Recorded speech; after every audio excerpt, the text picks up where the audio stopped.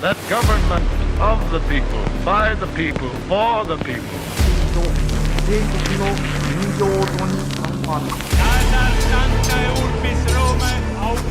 Да здравствует мир между народами. Урд минь Монголын уудам хад, хойно минь Монголын хүчрхэг их мордчлог байваа.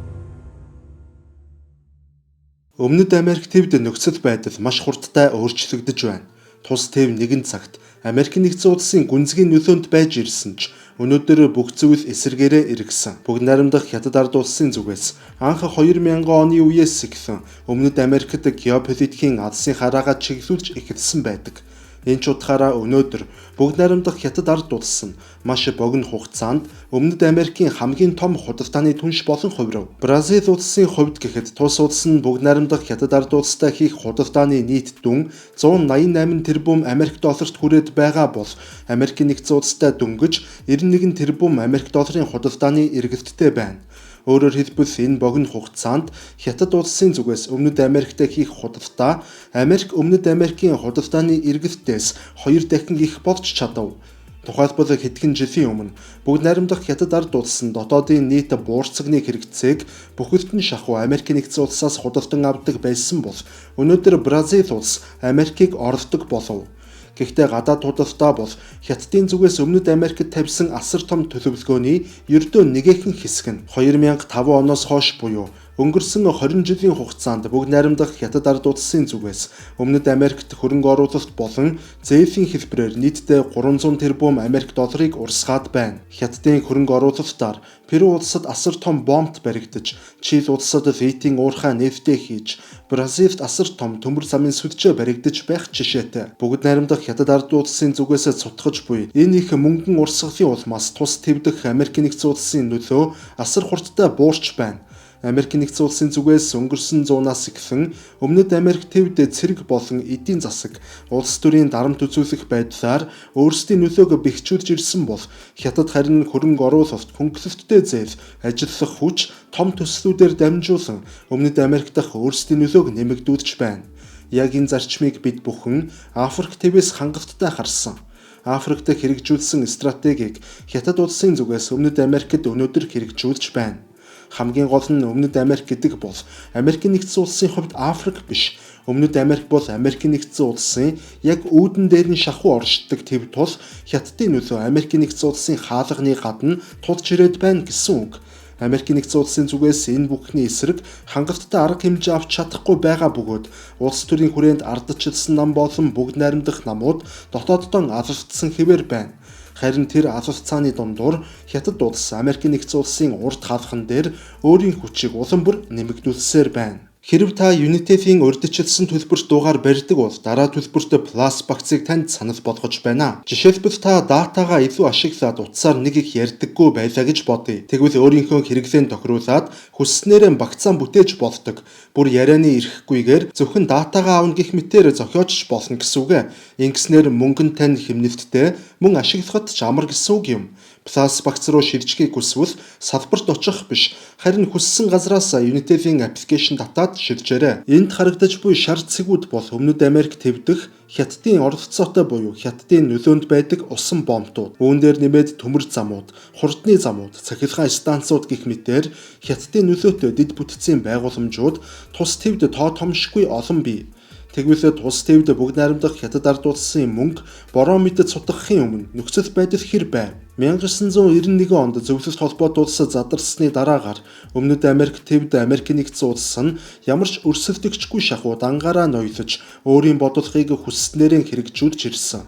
Өмнөд Америкийн улсууд хүссэн ч эс хүссэн ч Америк нэгдсэн улсын тулхан шаардлагуудыг биелүүлж тэдний хүсэлд нийцгээс өөр сонголтгүй байсан. Хэрвээ Америк нэгдсэн улсын бодлогыг эсэргүүцэх гэж оролдвол тухайн улсыг дэлхийн банк, олон улсын валютын сан зэрэг байгууллагуудаар дарамтлаж эдийн засгийг нь хямраадаг байв. Энэ нь мэдээж хэрэг ядуурлаас гарахын төлөө тэмцэж буй Өмнөд Америкийн улсуудад маш том дарамт болдог. Үүнээс гадна Америк нэгдсэн улсын зүгээс хөрөнгө оруулалтыг зарцаах, эдийн засгийн хоригт оруулах, энэ бүхнээс хамгийн муу хувилбар нь дотоодд нь төрийн эргэлт зохион байгуулах арга хэмжээ хүртэл авдаг байсан. Мэдээж хэрэг Америк нэгдсэн улсын энэ стратеги нь олон 10 жилийн турш тун амжилттай хэрэгжиж ирсэн. Гэвч багаар буюу айчимдаа энэ арга барил нь Өмнөд Америк төвд тохирхон болж эхэлсэн юм. 2017 онд Венесуэл улсын ерөнхийлөгчийн сонгуулиар Николас Мадуро сонгогдов. Мадуро гарсан явдалд Америк нэгдсэн улсын засаг захиргаа маш ихээр бухимдаж, Венесуэл улсыг дэлхийн санхүү эдийн засгийн системээс бүрэн тусгаарлахын тулд маш хүчтэй эдийн засгийн хориг арга хэмжээнүүд авч эхлэв. Америк нэгдсэн улсын хориг арга хэмжээч үнэхээр амжилт олов. Үүний үр дүнд Венесуэл улсын эдийн засаг бүхэлдээ нуран унав. Эдийн засаг дампуурч ард иргэдийн амжиргаа муудаснаар Венесуэл улсад төрийн эргэлт болж Николас Мадурог ард иргэдэн зайлуулна гэж тэд тооцов. Гэхдээ энэ удаа Америк нэгдсэн улсын төлөвлөгөө даанч хэрэгжсэнгүй. Яагаад? Өргөдөж амжилттай хэрэгждэг арга барил энэ удаа яагаад бүтэлгүйтэв? Хариулт нь тун энгийн. Яг тухайн мөчид Венесуэл улсын улс төрийн амьдралд хятад улс хүч төрөн орж ирж, Ши Жинпин Венесуэлд айлчилж, тус улсаас газрын тос болон бусад бараа бүтээгдэхүүнүүдийг худалдан авч, Мадурогийн засгийн газрыг тэсэж үлдэх боломжоор хангасан юм. Ийхүү маш олон жилийн дараа Америк нэгдсэн улсын Өмнөд Америк төвд хэрэгжүүлэх бодлогод өөр 3 дахь улсын нөлөө орж ирснээр Америк нэгдсэн улсад асар том сорилтыг дагуулв. Одоогоос хэдхэн 10 жилийн өмнө ийм зүйл ирээдүйд болно гэвэл тухайн үеийн ямар ч хүний төсөөлөлд буухгүй байх байсан тодорхой. Гэвч 2001 оноос эхлэн бүх зүйлс маш хурдтай өөрчлөгдөж эхэлсэн. 2001 оны 12 дугаар сарын 11-ний өдөр Хятад улс дэлхийн худалдааны байгууллагын гишүүн орноор элсэв. Хятад улс дэлхийн худалдааны системд нэгдэн орсноор олон улсын худалдааны хийх загвар тэр чигтээ өөрчлөгдсөн юм. 2001-ээс 2010 оны хооронд Хятадын эдийн засаг жил бүр тогтмол 10% өсөлт үзүүлж эхэлсэн ба Хятадын дотоодод аж үйлдвэрүүд олон зуугаараа шинээр байгуулагдаж, хувцас хэрэгслээс эхлээд цахилгаан бараанууд гээд бүгдийг үйлдвэрлэдэг болж тэднийгээ дэлхийн өнцөг булан бүрт экспортлон асар их мөнгө олж эхлэв. Мөн эдгээр эцсийн бүтээгдэхүүнүүдийг үйлдвэрлэхийн тулд тэдэнд газрын тос, төмрийн хөдөр, цэс болон нүүрс гэх мэтээр ашигт малтмалуудын шаардлага эрс нэмэгдэв. Энэ ч утгаараа Өмнөд Америк төв өөрийн түүхийн эдүүдийг Хятад улсад экспортлож, зориулээд Хятадаас эцсийн бүтээгдэхүүн импортлон авдаг тогтолцоо айчимдаа бүрдсэн юм. Хятадууд бүх зүйлийг хэд олноор нь буюу массын үйлдвэрлэлээр үйлдвэрлэж байсан тул нэгж бүтээгдэхүүний өртөг буурч, үр дүнд нь Хятадын бараа хамгийн боломжийн үнээр зах зээлд нийлүүлэгддэг болов. Ийхүү бүгд найрамдах Хятад ард улс болон Өмнөд Америкийн хооронд асар том худалдааны коридор нэгдсэн байна. Хятад болон Өмнөд Америкийн худалдаа хэрхэн өссөнийг энэ графикаас харж болно. 2000-аас 2024 оны хүртэл буюу 24 жилийн хугацаанд 12 тэрбум Америк доллар байсан худалдааны эргэлт 500 тэрбум долларт хүрсэн юм. Хамгийн гол нь их үед Америк нэгдсэн улс энэ бүх өөрчлөлтөд огтхонч санаа зовсонгүй.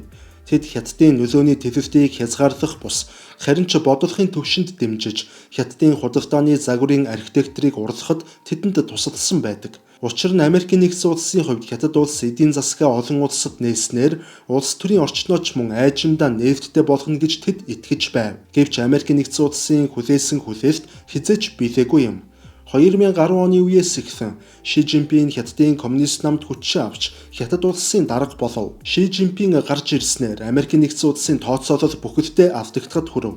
Америк нэгдсэн улс энэ үед Хятадын эдийн засгийн өсөлтөд дан ганц туслаад зогсохгүй, өөрийн урд хаалхан дээрээ хүртэл Хятадын нөлөөг хэдийнэ асар хурдтайгаар нэмээд амжсан байж. Нэг ёсондоо бол өөрсдийн өрсөлдөгчийг өөрсдөө бойжуулсан гэсэн үг.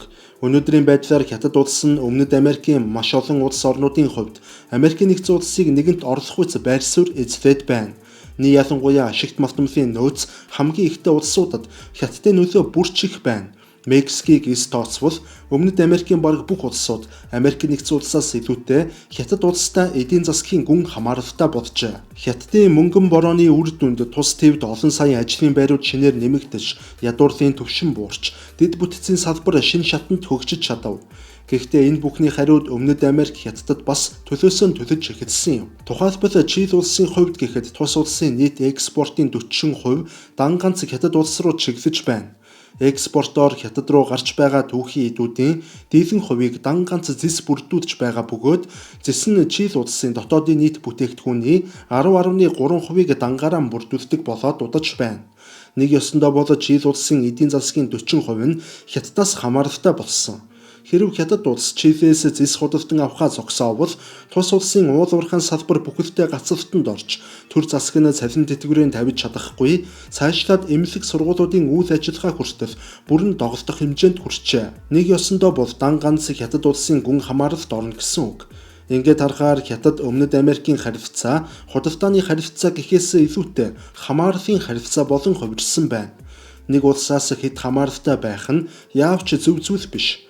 Бүгд найрамдах Хятад ард улсын хувьд худалдааны салбар нь өөрийн нөлөөг тогтоох эхний алхам бөгөөд худалдааны алхам амжилттай хэрэгжсэний дараагаар хөрөнгө оруулалтын төлөвлөгөөнд ордог ба Хятадын хөрөнгө оруулалт болон хөнгөлөлттэй зээлүүд нь тухайн улсыг өөрийн эдийн засгийн хавханд гүн гүнзгий оруулдаг. Манай өнөөдрийн дугаараар дэлхийн номер 1 урамлын гаралтай эм үйлдвэрлэгч Himalaya брендийн Tentex Royal хэмээх энд харагдаж байгаа бүтээгдэхүүн хамтран ажиллаж байна. Энэ бүтээгдэхүүн нь эр биехийн даавар буюу тестостероны хэмжээг нэмэгдүүлж, цусны эргэлт болон эрч хүчийг давхар нэмснээр эрчүүдийн бэлгийн чадварыг сайжруулах үйлчилгээтэй урамлын гаралтай шилдэг бүтээгдэхүүн юм а. Та бүхэн доор сэтгэгдэл хэсэгт харагдаж буй линкээр орж дэлгэнгүй мэдээлэл авч мөн шууд холбогдох боломжтой. Хятад улсын зүгээс өнгөрсөн 25 жилийн хугацаанд Өмнөд Америкт 300 тэрбум долларын хөрөнгө оруулалт болон хөнгөлөлттэй зээл олгосны дийлэнх хувь нь тээвэр, эрчим хүч, дэд бүтэц, уулуурхайн салбаруудад чиглэжээ.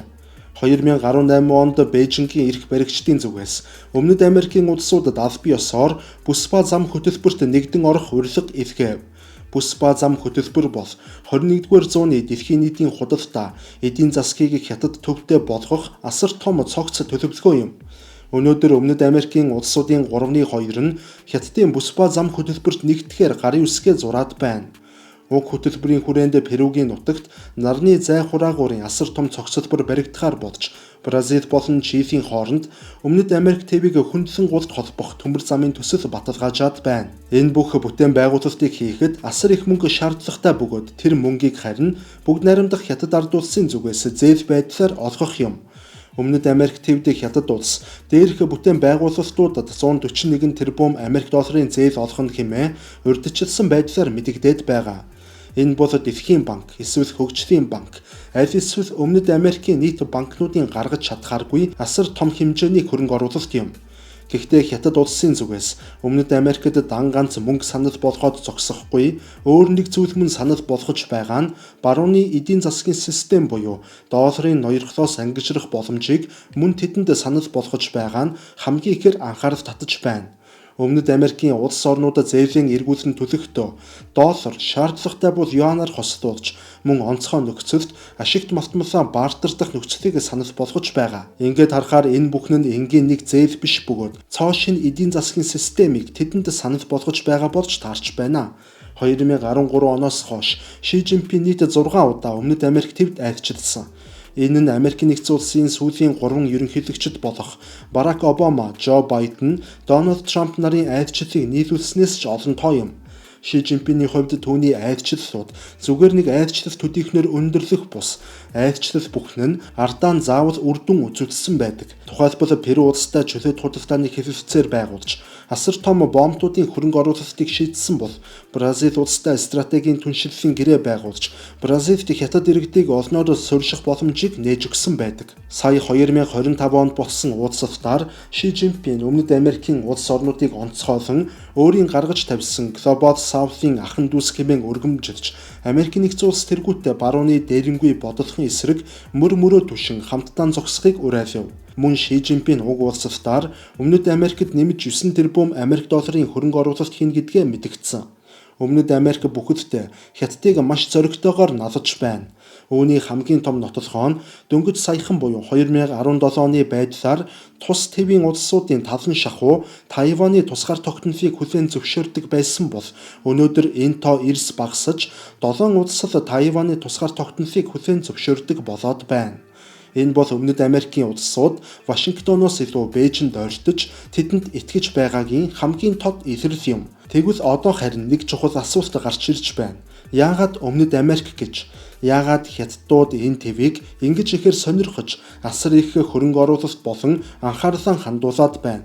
Хамгийн гол хариулт бол тун энгийн ашигт малтмалын нөөц. 2010 оны үед бүгд найрамдах Хятад ард улсын Өмнөд Америкт хамгийн том эрх ашиг нь газрын тос байсан. Бүгд найрамдах Хятад ард улсын зүгээс Венесуэл улсад зээлүүлсэн мөнгөн дүн өнөөдөр бараг 60 тэрбум долларт хүрээд байна.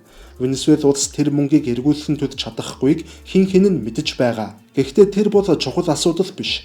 Иргэн төлөвтөө мөнгөөр биш, харин газрын тосоор төлөхөд хангалттай.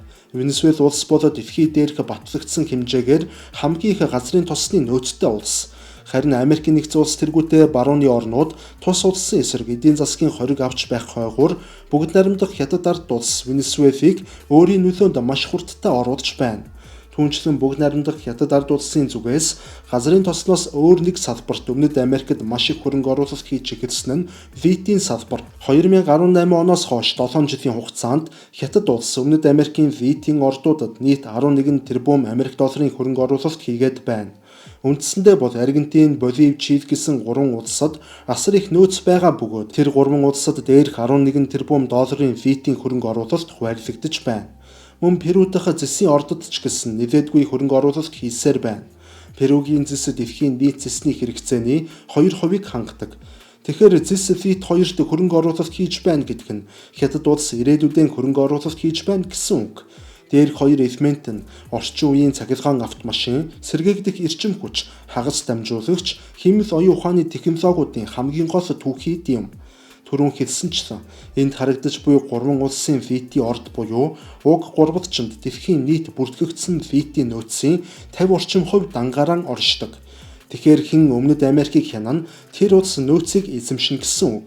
Иймээс Бээжингийн зүгээс Өмнөд Америкт хөрөнгө оруулалт хийж байна гэдэг нь өөрийн улсын ирээдүйг хамгаалж байгаа болж таарна. Бүгд найрамдах Хятад ард улсын энэ бүх стратеги нь Америкийн нэгдсэн улсын тогтоосон дэлхийн дэг журамд ноцтой аюул занал хийлэл учруулад удаж байгаа. Одоогоос 40 гаруй жилийн өмнө бүгд найрамдах Хятад ард улс нь хямд ажиллах хүч болон хямд экспортын хүчинд эдийн засгаа босгож ирсэн бол өнөөдөр Хятад даяар ерөнхийдөө амжиргааны түвшин нэмэгдэж өмнөх шихэн хямд ажиллах хүчээр эдийн засгаа урагшлуулах боломжгүй болон хувирсан. Иймээс Хятад улсад эдийн засгийн өсөлтөө цаашид хадгалах цор ганц боломж байгаа нь өндөр технологийн аж үйлдвэрийн салбарыг хөгжүүлэх явдал юм. Холбооны бүгд найрамдах Герман улсын хувьд автомашины аж үйлдвэрлэлийн салбараа хөгжүүлэх гэж бараг бүтэн 100 жилийг зарцуулсан. Америкийн нэгдсэн улсын хувьд нисхийн технологийн салбарт ноёрхогч болохын тулд мөн л олон 10 жилийг зарцуулсан. Энэ бүх эдийн засгийн орлогын шилжилтэд маш их цаг хугацаа шаардлагдаг. Иймээс бүгд найрамдах Хятад ард улс нь өнөөдөр маш төрөмгийн байдлаар асар хурдтайгаар эдгээр технологиудад хүч түрээд байна. Тэд Америкийн нэгдсэн улс болон барууны улсуудыг хэмэл оюун ухаан, цахилгаан автомашин, сэргээгдэх эрчим хүчний салбарт тэргүүлэхийг хүсэж байгаа. Гэхдээ Өмнөд Америкт чиглэсэн Хятадын хөрөнгө оруулалт нь дан ганц Хятад улсын ирээдүйг өөрчлөлт тогтоохгүй Өмнөд Америкийн ирээдүйдэд ч мөн нөлөөлж байна. Эерэг талууд маш их байгаа. Тэнд ажлын байрууд нэмэгдэж, цалин хөлс өсөж, амьдралын стандарт дээшилж эхлээд байна. Бүгд найрамдах Хятад ард улс нь 1991 оноос хойш Өмнөд Америкт хизээч олдож байгаагүй тэр бүх боломжуудыг олгож эхлээд байгаа юм а. Тэгэхээр та бүхэндээ манай хамтран ажиллагч байгууллага Авторгын хууль зүйн товчоогоо танилцуулж байна. За танд болон таны аж ахуйн нэгжид ямар нэгэн байдлаар хууль эрх зүйн зөвлөмж болон туслалцаа хэрэг болвол Авторганд хандаарай. Тэгэхээр энэ бүхний үр дүнд хэний эрх ашиг шууд хөндөгдөхгүй гэвэл мэдээж Америкийн нэгдсэн улс. Түүхийг сөхөөд үзвэл дэлхийн 2 дугаар дайнаас хойш Америкийн нэгдсэн улсын засгийн газар тагнуулын төв газрын зүгээс Operation Condor гэх ажиллагааг явуулж Өмнөд Америкийн улс орнуудад Америкийн нэгдсэн улсад AFT дэглэмийг байгуулахын тулд тогтмол төрийн эргэлтүүд зохион байгуулж Америкийн нэгдсэн улсад AFT дарангуулагчдыг гаргасаар ирсэн. Өнөөдөр Өмнөд Америкийн дэглэм хэнд ашигтай байх уу гэдэг том тэмцэл явагдаж байна. Энэ тэмцэлд яг одоогоор Хятад улс ялаж байна.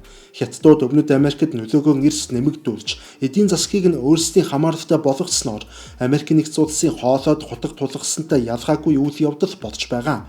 Өнөөдөр Хятад Өмнөд Америкийн бизнес нь ердийн нэг уул уурхай болон худалдаа огтосоо биш. Өнгөц харахад ийм мэт харагдаж байгаа ч үнэндээ бол ийм биш. Гагцгүй өндөр технологи эзэмшиж чадсан. Тэр технологио өв олноор үйлдвэрлэж сайжруулж чаддаг үндэстэн ирээдүйд хүчрхэх нь болно. Иймээс энэ өрсөлдөөн бол ирээдүйг хэн эзэмшихийн төлөөх өрсөлдөөн юм. Энэ бол стратегийн төвшний мөргөлдөөн.